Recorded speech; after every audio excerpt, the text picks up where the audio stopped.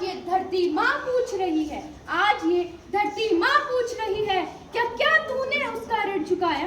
क्या तूने उसका ऋण चुकाया? हम पर सबसे ज्यादा ऋण तो हमारी धरती माता का ही है, जो हमें पाल रही है। इससे पहले कि मैं अपना विषय शुरू करूं, मैं आप सभी से कुछ प्रश्न पूछना चाहूंगी। क्या हमें हमारी धरती माता की याद सिर्फ पृथ्वी दिवस और पर्यावरण दिवस पर ही आती है?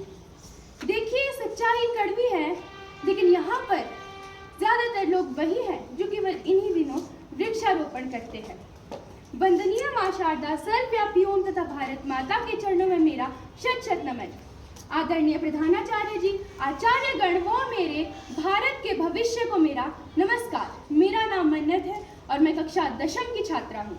मैं आज आप सभी के सामने पर्यावरण दिवस पर अपने कुछ विचार प्रकट करना चाहती हूँ। आप सभी जानते हैं कि हम सब यहाँ पर एकत्रित क्यों हुए हैं। आज पर्यावरण दिवस है और हम सभी इसको धूमधाम से मना रहे हैं। हर वर्ष 22 अप्रैल को ये पर्व मनाया जाता है। सबसे पहले ये 1970 में यूएसए द्वारा मनाया गया था। फिर डेनिस हेस, जो कि यूएसए के ही नागरिक थे, उन्होंने 1990 में इसे मनाया। उसके बाद 2016 में इसको जलवायु के लिए पूरी तरह से समर्पित कर दिया गया। तब से ये हम सब मना रहे हैं और बड़ी धूमधाम से मनाते हैं। देखिए, अब मैं कुछ ऐसे विषयों पर चर्चा करना चाहूंगी जो हमारी रोजमर्रा की जिंदगी में होते हैं। अगर सच पूछा जाए तो इस दुनिया के केवल 45% लोग ऐसे हैं, केवल 45%, जो अपनी धरती के लिए अपने आप को समर्पित करने के लिए तैयार है।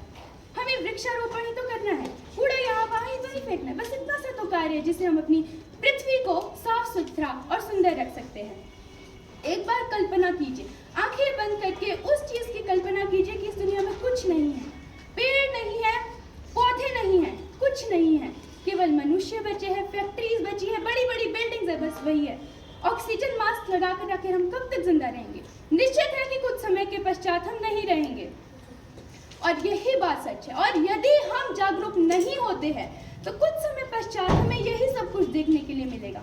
इसके लिए हमें स्वयं जागरूक होना होगा, स्वयं हमें पेड़ पौधे लगाने होंगे, कूड़ा यहाँ वहाँ नहीं फेंकना होगा।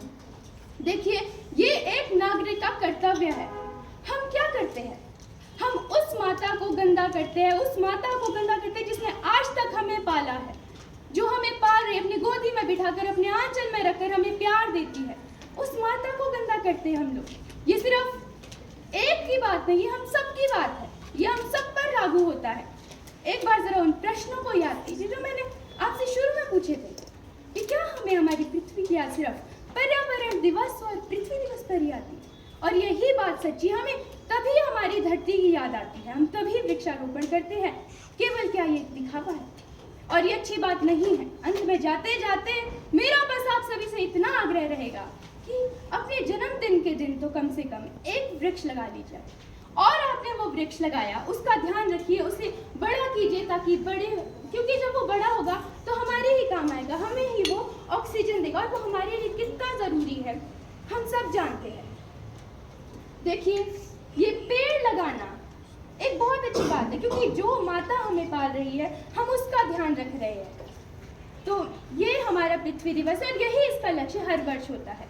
हर वर्ष इसको एक नई थीम दी जाती है। 2024 की थीम थी, आइए अपनी धरती को पुनरावस्थित करें। काफी इस पर कार्य भी हुआ और 2025 का हमारा थीम है आर पावर आर प्लेनेट, अर्थात हमारी शक्ति हमारा ग्रह। और सही मायने में हमारा ही ग्रह हमारी शक्ति है, और इसे सच में अपनी शक्ति बनाना है और हमने आगे बढ़ते जाना है। अंत में मैं आप सभी से केवल इतना ही कहना चाहूंगी, मेरी बात को ध्यान से सुनिए, इसे महसूस कीजिए कि हमें वृक्ष लगाने हैं, अपनी धरती को सजाना है, जो हमारा कर्तव्य है, जिस कर्तव्य के लिए इस ईश्वर ने हमें धरती पर भेजा, उस कर्तव्य को अच्छे से निभाना है। धन्यवाद।